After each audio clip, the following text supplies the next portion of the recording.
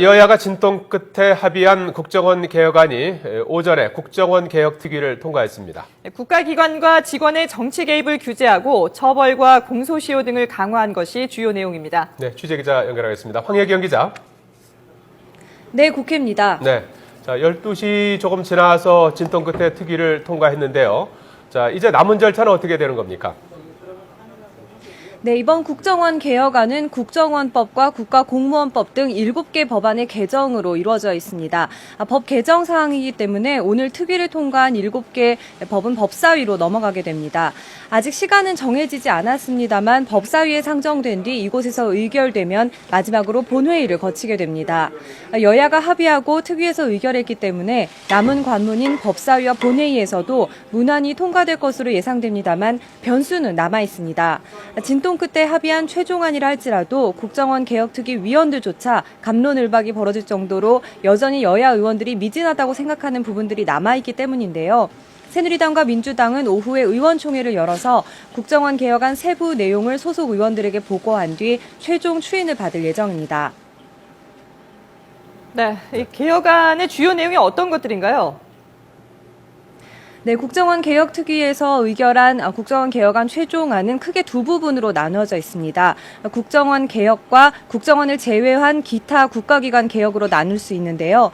국정원의 경우 먼저 국정원 직원이 정치에 관여하는 업무를 지시받은 경우 이를 거부할 수 있도록 하고 공익 목적으로 수사기관에 신고한다면 이로 인한 불이익은 받지 않도록 보호했습니다. 형량도 높였는데요. 만약 국정원 직원이 정치에 관여했다면 현행 5년 이하의 징역, 5년 이하의 자격정지 처분을 받던 데서 최대 7년 이하의 징역, 7년 이하의 자격정지를 받을 수 있도록 강화했습니다. 논란이 됐던 국정원 직원의 정당과 언론사 상시 출입과 관련해서는 민간인을 대상으로 정보 활동을 할 때 법률과 내부 규정에 위반하는 파견이나 상시 출입은 할 수 없도록 했습니다.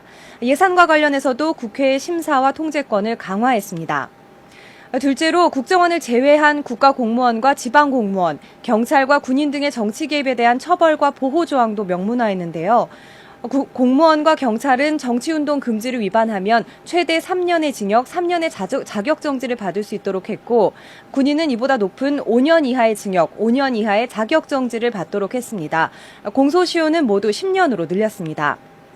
막판 쟁점이 됐던 공익신고자 보호법도 개정에 합의했는데요. 공무원이 정치관여 행위를 지시받은 경우 이의를 제기하고 수사기관에 신고할 수 있도록 하고 이로 인한 불이익은 받지 않도록 했습니다. 자, 황혜경 기자, 국정원 개혁안까지는 이제 합의가 됐는데요. 새해 예산안과 쟁점 법안들은 오늘 중 처리가 될까요? 어떻게 보고 있습니까?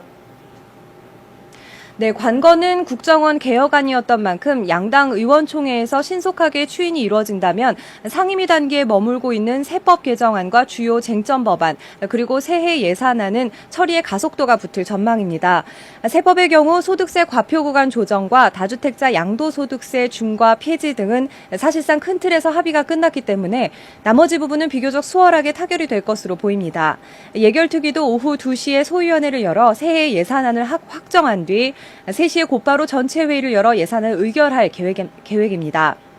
이런 가운데 정부 여당이 최우선 처리 법안으로 추진하고 있는 외국인 투자 촉진법이 막판 중대 변수로 떠올랐습니다. 민주당 일부 의원들은 이 외투법이 특정 기업에 대한 특혜 법안이라면서 절대 동의할 수 없다고 강력히 반발하고 있습니다.